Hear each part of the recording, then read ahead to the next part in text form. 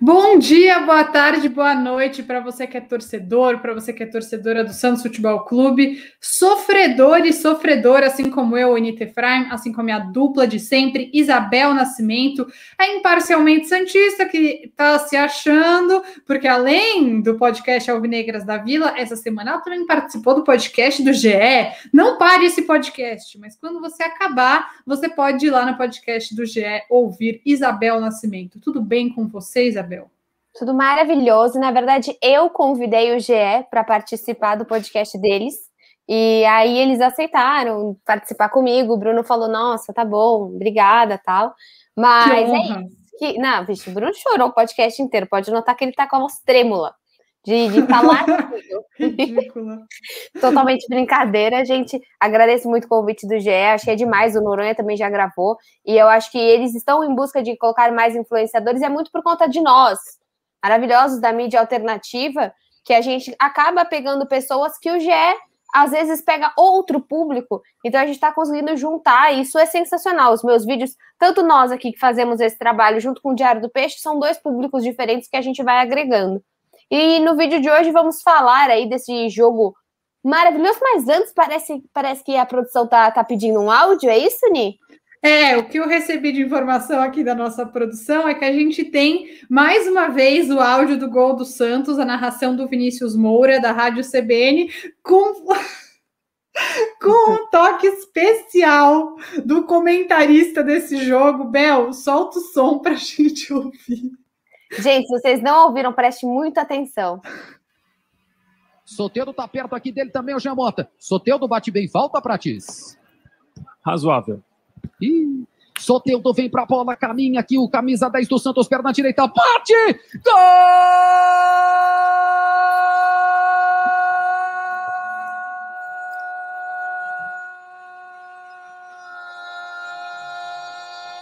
Do Santos!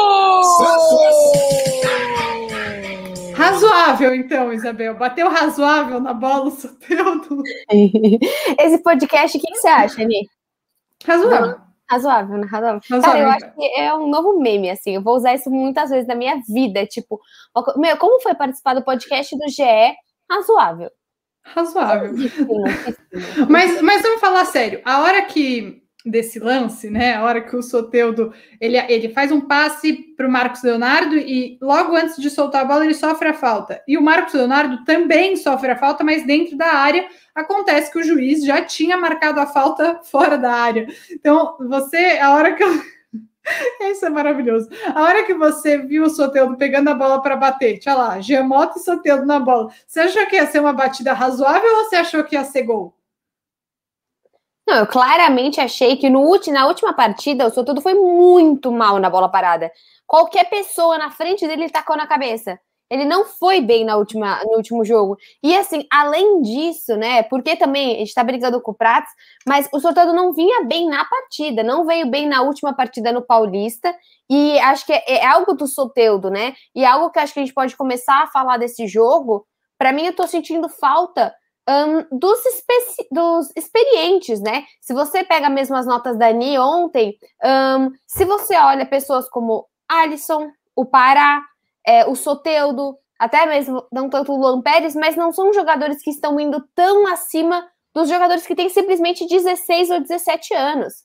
Claro que você pode questionar o Marcos Leonardo, só que você nunca pode tirar de foco que ele tem 17 anos. Agora, você criticar que a marcação não está melhorando com a entrada do Alisson, que o jogo não está fluindo com o Pará, que simplesmente o Pará não está conseguindo jogar sem o Marinho. Isso sim eu acho que a gente pode falar. Como os experientes estão entrando em campo e não estão dando aquela desestabilizada que os mais novos estão, né? Sim, ontem eu achei que o time foi, assim, acho que é muito claro o estilo de jogo que o Ariel Roland está tentando implementar, mas que ainda não conseguiu porque não deu nem um mês que ele chegou no Santos, mas deu para ver, especialmente no primeiro tempo, que o Santos teve, sei lá, 75% da posse de bola, mas como o próprio treinador postou nas redes sociais dele depois, faltou profundidade no último terço do campo. Então o Santos chegava, controlava, fazia boas jogadas, mas com aquele ônibus estacionado, que era a defesa do Lara, na frente da grande área, o Santos teve muita dificuldade de furar essa defesa, até porque tá sem o melhor centroavante do time, que é o Caio Jorge, e sem o finalizador que tem mais coragem de finalizar de fora da área, que é o Marinho. E aí foi muito bom que numa bola parada, mesmo com status de razoável, o Soteldo tenha conseguido fazer o gol, que foi o que resolveu a questão para o Santos. Isso acho que realmente está faltando, mas a tendência é de melhora, porque o Santos, em 2019, quando também tinha uma pegada de toque rápido, de girar mais a bola, trabalhar bem as jogadas, de ser vertical, mas sem ligação direta com o Sampaoli, também demorou, né? Acho que eu estou até sendo meio repetitiva falando isso, mas o Santos foi eliminado para o River Plate do Uruguai na primeira fase da Sul-Americana sem conseguir fazer um gol. Não é uma competição, hein, Roland? Porque o Roland me ouviu, porque eu fiquei falando, porque a gente tomou de 4 do Palmeiras. Aí o Roland falou, não, fica tranquila, vamos passar por isso também. Aí foi o jogo contra o São Paulo. Então, Roland, a gente não tá, tipo, te testando, entendeu? Não precisa ser eliminado pro River Plate do Uruguai e similares. Não precisa. Tranquilo. Isso, faz o seu. Tranquilo. Mas, enfim, eu também acho, Bel, que uma coisa que era importante ponderar, a gente sempre fala isso, né? Acho que sou o alarme de um carro aqui, desculpa se estiver incomodando os ouvintes, mas eu acho importante ponderar que tem um contexto muito grande. Apesar do Deportivo Lara ser um time muito inferior ao Santos tecnicamente, era um jogo de uma pressão muito grande para o Santos. Porque o Lara, acho que meio que sempre vai chegar ali. Para o Santos ser eliminado tratado como um vexame. Era o fim da temporada continental para o Santos. Porque se o Santos é eliminado na próxima rodada, vai para essa nova fase de grupos que tem agora na Sul-Americana. Se passa, vai para a fase de grupos da Libertadores. Mas se era eliminado para o Lara, vexame, falta de receita, sem campeonato continental, tudo isso com um monte de jogador com menos de 20 anos em campo. Quem tem menos de 20 anos? O Kaique, o Sandri, o Ângelo, o Marcos Leonardo. Já é assim, quase metade do time, né? E depois entra, eu não sei se o Balheiro tem mais de 20 anos, mas enfim, tudo isso mostra que a conjuntura Pirani, então tudo mostra que a conjuntura era de uma pressão grande, né? Começo de trabalho de uma pressão intestinal também, né? Isso também, né? Algo que o Ariel Roland falou depois que os jogadores comeram alguma coisa que fez com que eles passassem mal, e aí até dá para entender melhor a queda de rendimento do primeiro para o segundo tempo, mas eu acho que comendo coisa estragada faz tempo, né? Tem umas 4 partidas que tem uma queda bacana no segundo tempo. Mas isso impede progresso, né? Acho que essa é a questão. Ninguém gosta de jogar com piriri, né? Nós sabemos aí o que aconteceu com nossos jogadores. Tem gente até falando que isso acontecia muito antigamente, né? Os times irem jogar na Libertadores e ter o tempero da cidade sendo colocado na comida. É claro que não estamos aqui falando que a máfia venezuelana colocou um tempero. Amanhã vai estar nos principais portais. Influenciadora santista acusa time venezuelano de infecção intestinal proposital, alguma coisa assim. Imagina. Cuidado. É verdade.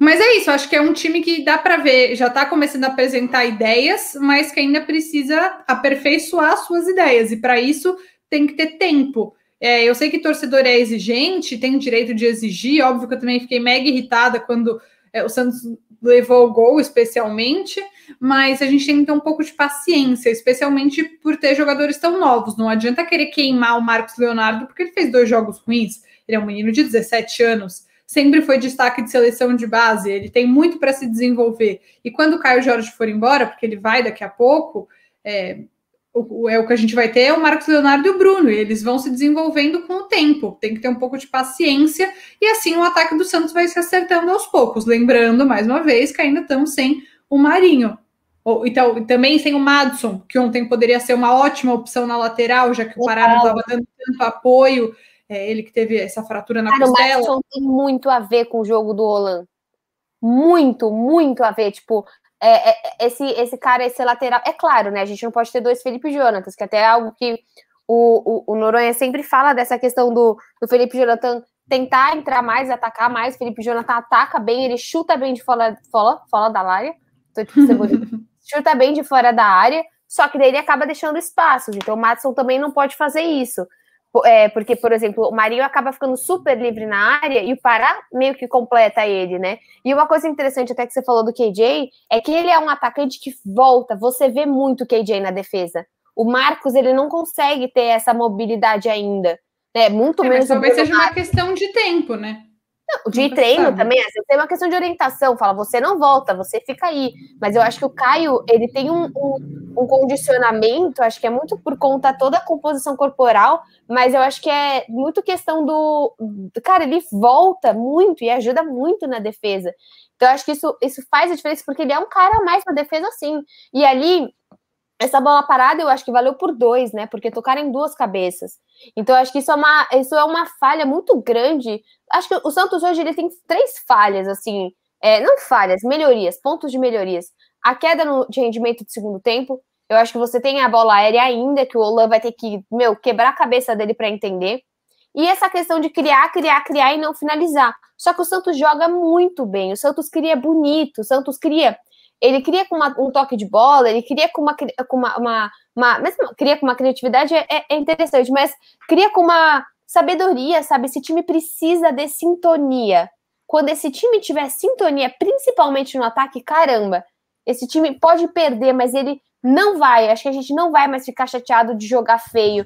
Se a gente for falar, acho que agora, vamos falar um pouquinho das posições, a gente já comentou bastante do Marcos. O Soteldo, eu acho que ele precisou fazer o gol, porque até a hora que fez o gol, meu pai falou, nossa, coitado, as pessoas estão batendo nele. Eu falei, pai, é bom, dá uma acordada. E acho que foi isso mesmo, né? Ele fez o gol, aí todos os jogadores começaram a bater na cabeça dele, e daí, uou, foi isso que precisou pro Soteldo. O Soteldo foi bem no resto da partida. Eu achei que ele, assim, depois que ele fez o gol, ele deu uma acordada, mas eu acho que ele ainda... na cabeça dele agora. Oi? É só dar uns toquinhos na cabeça dele agora para dar eu até brinquei ontem com o Musetti no Twitter, que o Musetti tweetou, né? Ai, Santos não sei o quê, Soteldo deu pior. Deu 2 minutos, sei lá, ele fez o gol.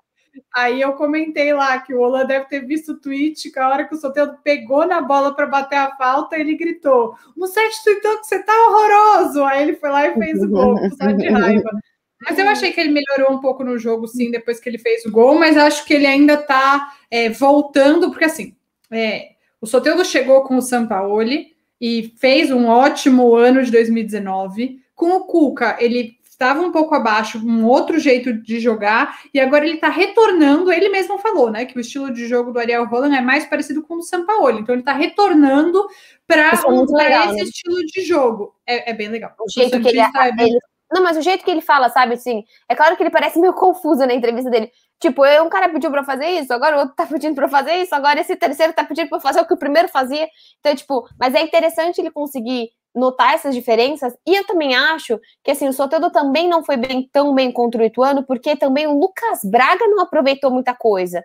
Porque se o Lucas Braga tivesse conseguido executar os 2 gols que o Soteldo deu pra ele teria feito assistências, ele teria uma outra cara. Eu acho que nesse jogo também ele deu bolas muito boas que não conseguiram ser finalizadas e que provavelmente com o Caio Jorge seriam. Então eu acho que também tem a questão de composição, de que se o Santos tivesse marcado todas as bolas com o Lucas Braga e com o Marcos, o Soteldo teria até essa nota no cartão. O Lucas Braga no jogo contra o Ituano. Isso, nos 2 jogos, tanto com o Lucas, que o Lucas acabou perdendo muitos gols contra o Ituano, e ontem, né, eu acho que o Marcos acabou perdendo alguns gols que poderiam ter sido melhores finalizados, e muitas jogadas partiram do Soteldo.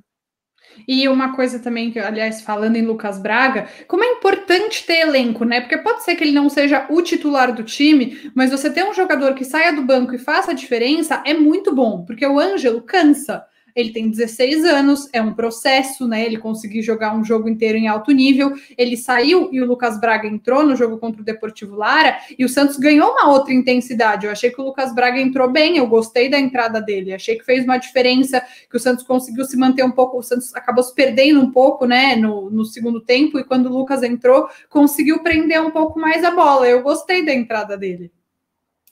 Eu acho que o Olan, ele fez umas alterações interessantes, né? Até o Pirani, eu achei assim, a gente comenta, do Jean. Eu acho que o Jean, ele não fez uma partida tão boa como as últimas, mas ele tá fazendo partidas regulares, né? Algumas partidas até ele avançando mais, como esse tal falso 9, ele tava indo bem, então é muito do técnico entender o que ele vai fazer com o Jean Mota, como ele pode render mais para essa equipe. Mas, cara, o Pirani é engraçado, né? É o novo xodozinho aí do Ariel Holan, porque o cara, a gente nem falava nesse nome há 2 meses atrás.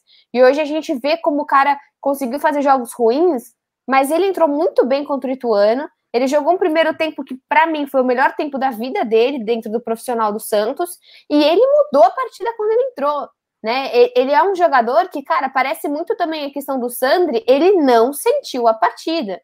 Ele entrou como se ele estivesse entrando em qualquer jogo.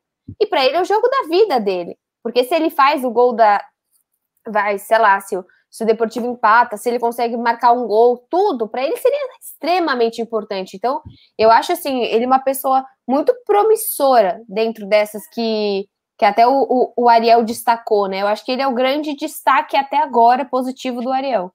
Surpresa, né? Uma coisa que a gente não esperava tanto. E uma coisa que eu acho legal é que quando... Não é para ficar cornetando ninguém, mas eu acho que o Ariel Holan, ele realmente chega com uma ideia de usar a base bem diferente do Sampaoli e do Cuca. Porque o Cuca usou mais na necessidade e colocava ali nos 10, 5 minutos finais, a gente até fica um pouco irritado. E enquanto o Sampaoli era um ou outro... Saiu hoje, né, do Lucas Lourenço. Até que ele pode ir para o Atlético Paranaense, né? Para o Atlético Paranaense de olho, e é óbvio, né, cara? É normal isso que aconteça. É, claro. Até porque ele quer oportunidade de jogar, e no Santos ele não tá tendo.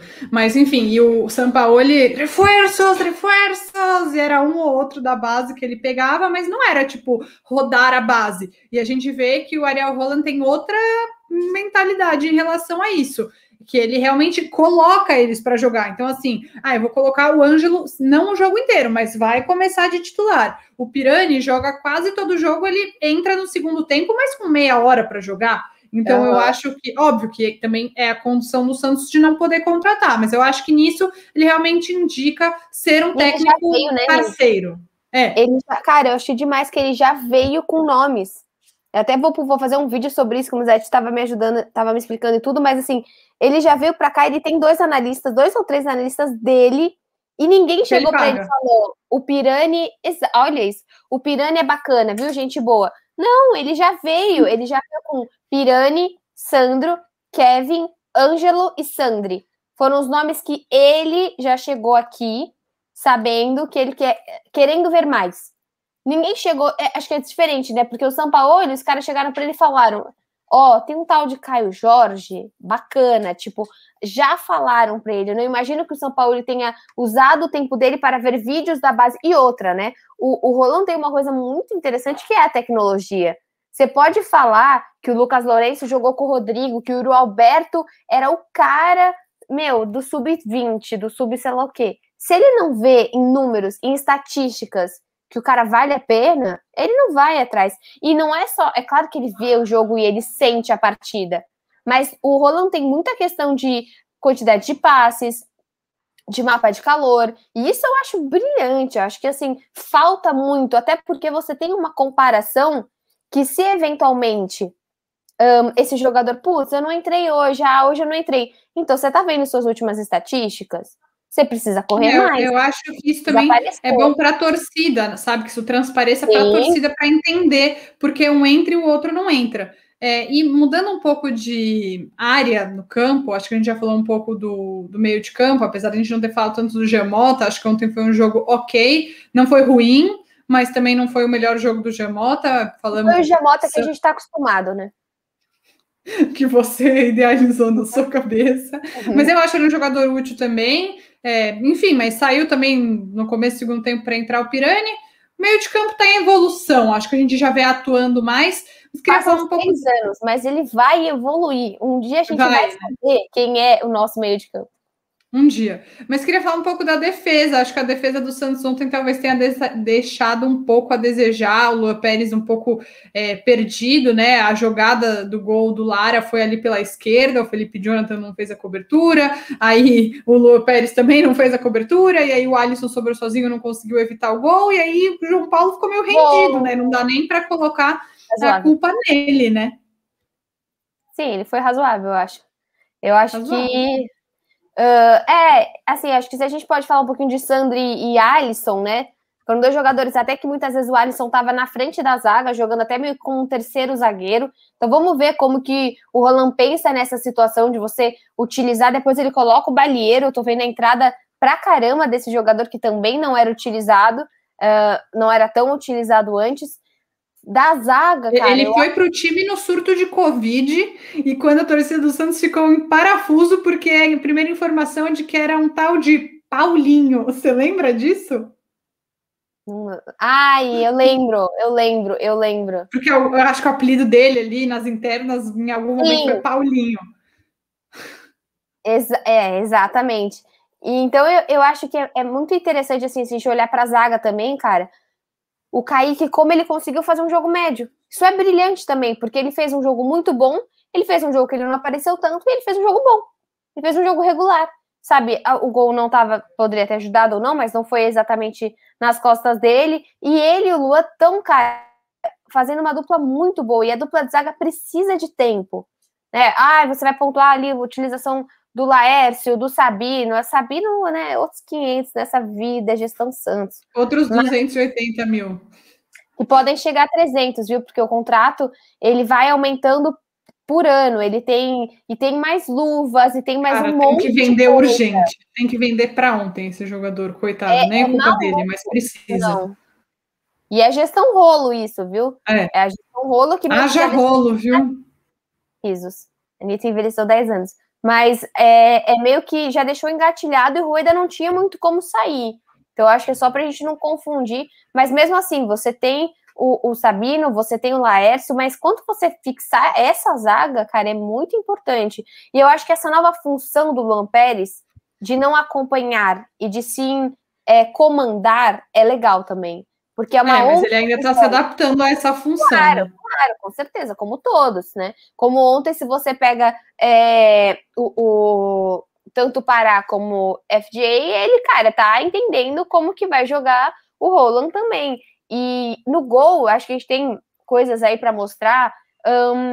Essa atuação, eu gosto da definição de o João Paulo é meu goleiro, ou que se fosse o John é meu goleiro. Eu prefiro do que esse samba de tipo, João Paulo, tipo, decide um goleiro, coloca, e assim, o João Paulo vai sempre saber que tem um baita goleiro no banco. Então ele vai dar o melhor dele. Não é, por exemplo, o Vladimir, que está distante do João Paulo e do John, né? Eles sabem que, cara, qualquer grande falha que eles façam no próximo jogo pode trocar o cara. Então isso Mas então você acha que o John e o João Paulo não são razoáveis? São melhores que isso? Sabe bater falta.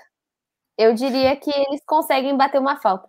E antes, a gente trouxe aqui, né, como tá escrito aí na capa do vídeo e tal, o Sérgio Guedes, ex-goleiro e treinador agora, eu pedi para ele umas orientações pra gente falar aí um pouquinho. Vamos ouvir o áudio dele que ele mandou sobre os dois goleiros, depois a gente dá a nossa opinião.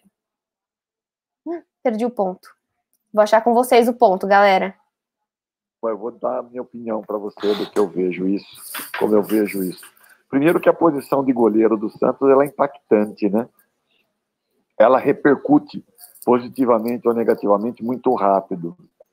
Então, o certo e errado anda muito perto, né? Uma boa defesa transforma o cara num fenômeno e, de repente...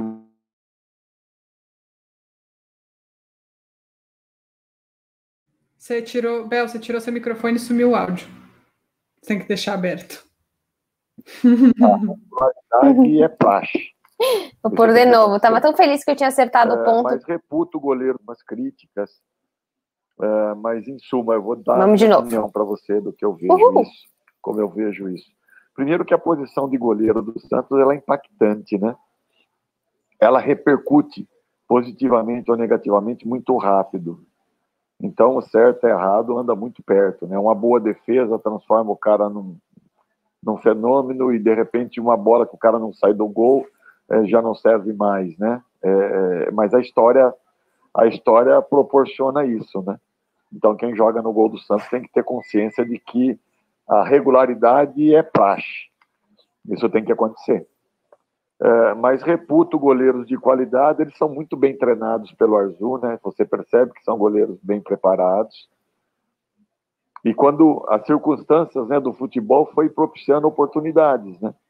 E futebol é muito movido assim, né? Uma Covid, uma lesão, uma suspensão. E esse ano que se encerrou foi muito, isso alternou muito, né? E propiciou oportunidades. Então eles passaram a ser conhecidos em momentos importantes, né? O clube jogando vaga da Libertadores, jogando Libertadores. Então a repercussão se torna maior, né? Em função disso. Então uma boa partida tem uma repercussão muito boa, muito positiva. Mas eu entendo que são goleiros de recurso, porque senão, primeiro, não estariam mais no Santos, né? Se sempre se mantém, né? Às vezes os clubes de futebol contratam um rótulo, um grande nome e mantêm as opções sem muita expectativa, né? Em relação a eles, essas expectativas aconteceram muito rápido, né? E eu acho que eles corresponderam a isso. Acho que são goleiros de potencial, goleiros ainda num processo evolutivo, né? Não são goleiros velhos, são goleiros jovens, né? O futebol dá essa margem hoje. Mas eles têm correspondido, eles têm feito boas partidas, e isso vai gradativamente rotulando, vai dando números, né? Como as pessoas costumam dizer, o cara vai ganhando sequência, e eles não têm cometido falhas, né? Isso, de uma certa forma, vai dando o respaldo necessário para que eles se mantenham tendo oportunidades, né? Às vezes se alternam jogando, mas sempre com boa performance, dando margem para escolher. Então eu acho que essa competitividade vai os qualificando, né? Vai os deixando melhores, né? Porque não existe o absoluto, existe sempre um processo de crescimento. Acho que eles estão vivendo esse processo. Então ainda estamos num caminho a ser percorrido, ainda eles estão num processo de evolução. Bom, acho que o Sérgio acabou ficando aí um pouquinho no famoso muro, né? Falando bem dos dois, mas acho muito legal que exista o muro, né? E agradeço novamente o Sérgio Guedes, ex-goleiro do Santos, da década triste aí do Santos, né? Nós cansamos de ouvir que os nossos chefes do diário são os meninos da fila, e que é muito dessa época da década de 90. Então, isso é muito bom, né? Você ter uma competitividade. Eu acho que ontem o João Paulo, você escreveu bem isso nas notas. Ele não apareceu, e quando ele apareceu, ele, quase falhou muito. Deu um susto. E uma coisa que ele falou que é muito isso, né? Que se um goleiro faz um bom jogo, uau, maravilhoso. Se ele faz um jogo ruim, todo mundo já tá massacrando. E o John acabou de passar por isso, porque ele falhou no jogo contra o São Paulo em uma ou duas oportunidades, acho que depende da avaliação. Né? Muita gente fala desde a Libertadores que ele poderia ter saído. Mas ele acha que ele tem um problema, que ele acaba ficando no meio do caminho algumas vezes, mas no jogo contra o Ituano ele foi super bem e o Santos ganhou muito por causa dele também. Sim. Então assim, e o João Paulo deu um susto, mas ele faz algumas defesas impressionantes também. Foi bem no primeiro jogo contra o Lara. Então, eu gostei muito também que ele falou que os dois, na verdade, ainda estão em maturação física. E quando eu ouvi esse áudio, eu fui pesquisar a idade de quem é, para mim, hoje o melhor goleiro em atividade no Brasil, que é o Everton, do Palmeiras.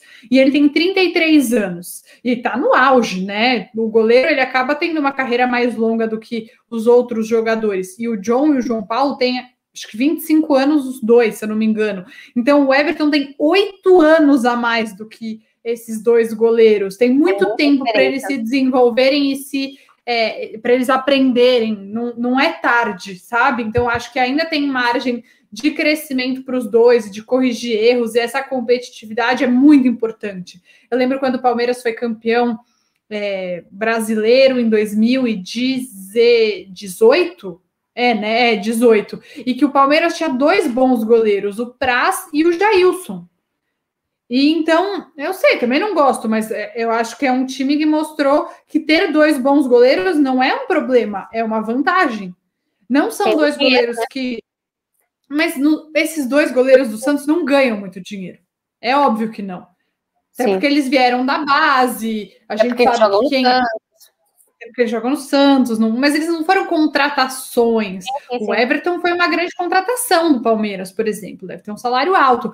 Mas eu acho que é muito saudável para os dois ter essa competitividade. Mas o que eu mais gostei do que ele falou foi realmente essa questão da maturação que ainda está acontecendo. Sim, eu acho que é muito bom, né? Que bom que a gente tem... exatamente.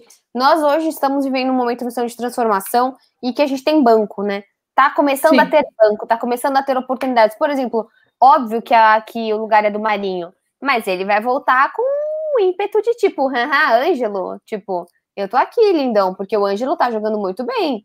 Então, assim, o Marinho tá cansado, o Marinho tá estressado, o Marinho tá naqueles dias que ele chuta a grama, que ele quer xingar todo mundo, põe o Ângelo. O Ângelo, ele se mostra mais habilidoso do que o Marinho. Isso não quer dizer que ele finaliza melhor, isso não quer dizer que ele é isso não quer dizer nada do que eu tô falando. Mas nesse momento, o toque de passe dele é diferenciado, né? O Marinho é super oportunista, ele muda o jogo, ele dá uma outra vida para a partida, com certeza. Mas o Ângelo, cara, ele é brilhante no que ele faz. Então, bom, acho que falamos de tudo, não sabemos quando vai ser o próximo jogo do Santos, nessa grande difícil projetar, né? Quando o podcast for ao ar, a gente já vai saber quem é o adversário do Santos na próxima fase, né? Agora o jogo ainda não começou, mas... Acho até que a Anitta aí, a nossa setorista da América Latina, vai poder falar no próximo podcast. Podem cobrar, que no próximo ela vai fazer uma análise. Eu trago alguém, Bel, eu trago alguém para fazer a análise. Eu vou trazer um jornalista para fazer a análise. Combinado? Perfeito. Combinado para o próximo, daqui a uma semana, já que a gente não vai ter Paulista. Fiquem ligados aqui no Alvinegras da Vila, que semana que vem tem uma análise perfeita do time que o Santos vai enfrentar. Você tem preferência, Ani? Eu tenho. Não. Não, a Anitta, vou contar para vocês. O que acontece? Ela trabalha pouco, ela tá em poucos projetos, ela faz poucas coisas, e ela quer mais, ela quer os contatinhos lá no WhatsApp dela, porque quando ela tá lá, as pessoas falam, o que tá acontecendo, pai? Então ela quer que os times do Chile, eles evoluam. Claro mas que eu quero. Seu coração. Não, mas deixa eu falar, só tem vantagem. O Santos vem pro meu país. Check, vantagem. Né? Pra ela. Vantagem. Para mim, óbvio. A Laú é pior que o São Lourenço. Check, vantagem. Então, assim, gente, não estou entendendo para quem não é vantajoso. Para todo mundo é melhor. Então, é isso. Sensacional. Bom, gente, nos vemos aqui a uma semana. Alguma consideração final? Não, é isso. Quando a gente souber se vai ter jogo, a gente volta a falar de jogo. Quando souber, a federação corta a gente, fala que não vai ter. Bel, só para falar, é daqui um mês, tá? A próxima fase. Um mês não, 20 dias, acho. É dia 7 e 14 a próxima fase. Aniversário. É só isso. Que dia que é seu aniversário? Para os ouvintes saberem, claro. Que você tá anotado na sua agenda, né? Isso. 13, e eu não quero, Deus o livre que seja, que é terça, o Santos adora jogar de terça. Vamos ver, então, se vai ser 6 e 13 ou 7 e 14. 6 e 13, pega o aniversário do Giovanni e o meu. Vamos ver quem tem mais azar. Então tá bom, até semana que vem para vocês. Tchau, espero que vocês tenham um fim de semana razoável. Não saiam de casa, se cuidem. Não.